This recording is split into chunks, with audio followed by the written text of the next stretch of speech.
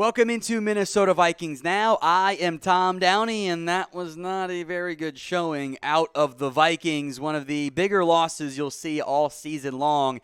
Cowboys 40, Vikings to 3, and there are not very many positives we can glean out of that type of performance, and there are mostly some negatives. We're going to do some overreactions, but we will begin with the injury notes, and this one is, I think, maybe the most troubling thing out of that game, period, beyond, the win-loss total.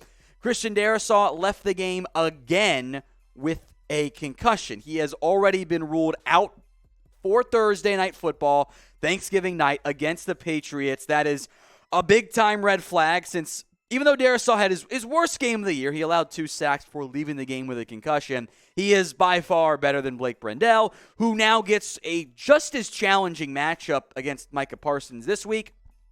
Now gets Matthew Judon this upcoming week. The Patriots defensive end edge rusher, 13 sacks. Blake Brendel was not good in that appearance. 30 pass blocking snaps in that game for Blake Brendel. 39 snaps total because, it's a ball. You got to the football, right? 2 sacks, a hit, a hurry, 4 total pressures, and a penalty as well. That's bad production out of your swing tackle, backup left tackle. Now, I think the game plan will change. You probably help Brendel a lot more than maybe you would have been able to in the middle of the game when you're trying to air it out. You try to chip, help him a little bit more. His hands will be full, though, against Matthew Judon.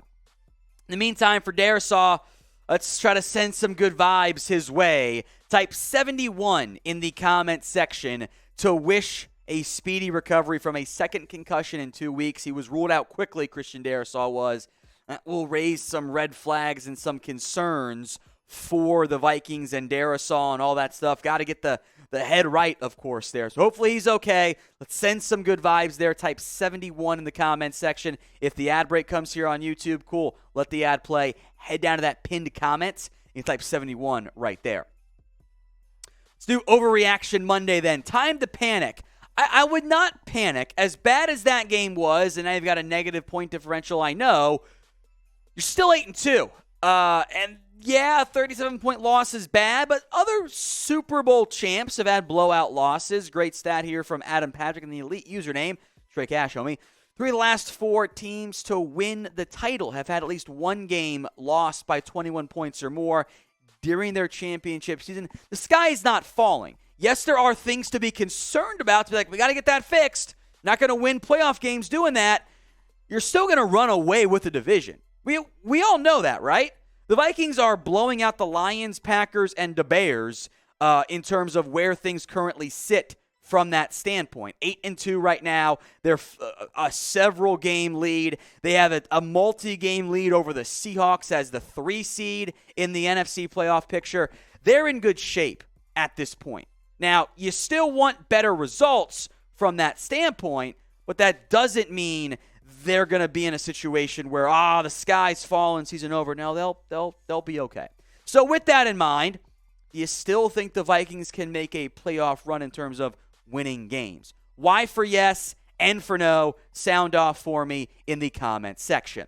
Now, today's show is sponsored by Established Titles. That's a fun and novel way to help preserve the natural woodlands of Scotland while helping global reforestation efforts. It's a project based in the historic Scottish custom where landowners are referred to as lairds, or lords and ladies in English. And title packs give you at least 1 square foot of dedicated land with a unique plot number on a private estate in Edelston, Scotland. And, by the way, an official certificate with a crest. They plant a tree with every order and work with global charities One Tree Planted, Trees for the Future to support global reforestation efforts.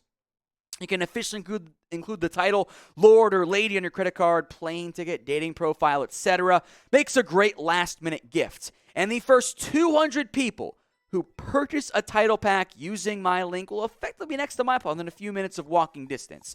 Depending on how many of you want to become a lord or a lady, we can build our own little Vikings Now kingdom. Makes an amazing last-minute gift, and Established Titles is actually running a massive holiday sale right now with discounts up to 80% off. Plus, if you use code CHAT, C-H-A-T, you get an additional 10% off. Go to establishedtitles.com/chat to get your gifts now. Help support the channel. That link, by the way, is in the comments section and in the description.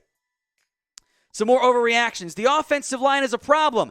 After what we saw last week, as good as that Cowboys pass rush is, I should say yesterday, not last week. Yeah, everyone made a big deal about it. Mahomes has no time. There's no chance for him to drop back. That Super Bowl game, right? 37.5% pressure rate. Can basically double it. The Kirk Cousins pressured on 63% of dropbacks. That's not going to win football games. I thought not enough short, quick passes in the game and too much pressure and issues among your offensive line there. Look, the Cowboys, in part because of that great game against Minnesota, have the most sacks through through the first 10 games in the last 20 years. Above the Jags, who made a playoff run, the Niners, Panthers, Bills, 42. Guess what? Doesn't get that much easier for Minnesota. The Patriots, 36. They are second in team sacks this year. Look, Eagles, Bucks, not so much the Saints. Probably play them in the postseason if things go your way, right? You'll meet those teams again. One of those three teams, at least, probably if you win a game. You will see elite pass rush again in the postseason. It's got to get figured out. And as good as Christian Darrisaw has been, he wasn't good against that. Ezra Cleveland played quite well, but Garrett Bradbury didn't. Ed Ingram didn't. Brian O'Neill was decent enough in the run game, but the pure pass blocking grades were down for everyone on this list. Actually, Ed Ingram's was a little bit higher, but didn't do a great job in the run game again. You got to figure out the offensive line. This is year 5. You're not going to make changes. Got to get better results in games that matter. So be honest with me, folks. What is your panic level right now over the Minnesota Vikings offensive line? Scale it from 1 to 10. 1 on the low end, 10 on the high end. Sound off in the comment section. Next overreaction. Are the Vikings a bit too reliant on Justin Jefferson? As good as he is, yeah, probably. You have other playmakers for this reason, to get them the football. And, hey, TJ Hawkinson, maybe that game is a little bit different. I'm not sure it would be if you make a catch. And he didn't. He dropped a touchdown pass in that one.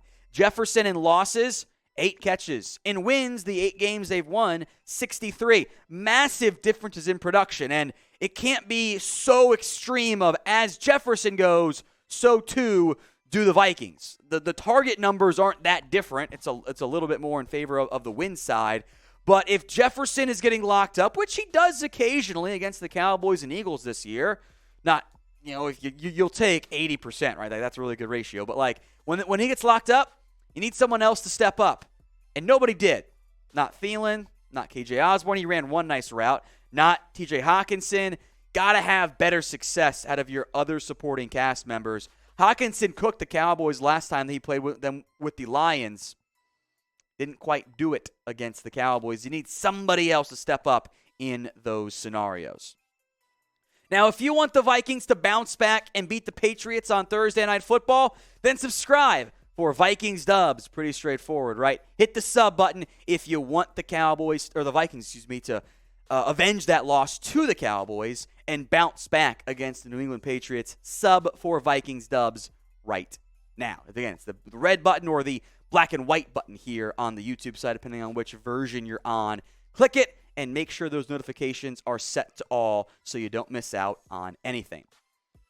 We'll bring on producer Patrick now, our diehard Vikings fans. You kind of regret not having Ndamukong Suh in that game since Tony Pollard ran all over you. Yeah, that was the main point I was going to make. I mean, Ezekiel Elliott, Tony Pollard ran all over the Vikings defense yesterday. If you look at what Suh did, coming off probably 2 days of practice, not really probably full padded practices, he was great for the Eagles yesterday. I understand he came out and said he was more attracted to Philadelphia, but especially watching yesterday against that Cowboys game, knowing Dalvin Tomlinson has struggled with that calf throughout the year, I just wish they would have made a little bit more of a push for a guy like Ndamukong Suh or Linval Joseph, who both went to Philly. Yeah, Linval Joseph even graded out better than Ndamukong Suh. He had a sack in that game as well. The Vikings defense is this team's Achilles heel so far, Patrick. Yes, I mean, the yardage per game, I knew the points. They were pretty solid on third down going into the game. I think they were around 12th. And then yesterday, a lot of those short. And a lot of short third downs makes it challenging, but you get him in 3rd and 13, whatever it was, and Tony Pollard busts a wheel route for an 86-yard score. It's not going to go very well. I got to find some more success there. Thanks, Patrick, for your insight. I tend to agree with you there. If you made it this far in the video, you're a real one. So head down to the comment section, type in real one, and producer Patrick will show you some love in the comment section.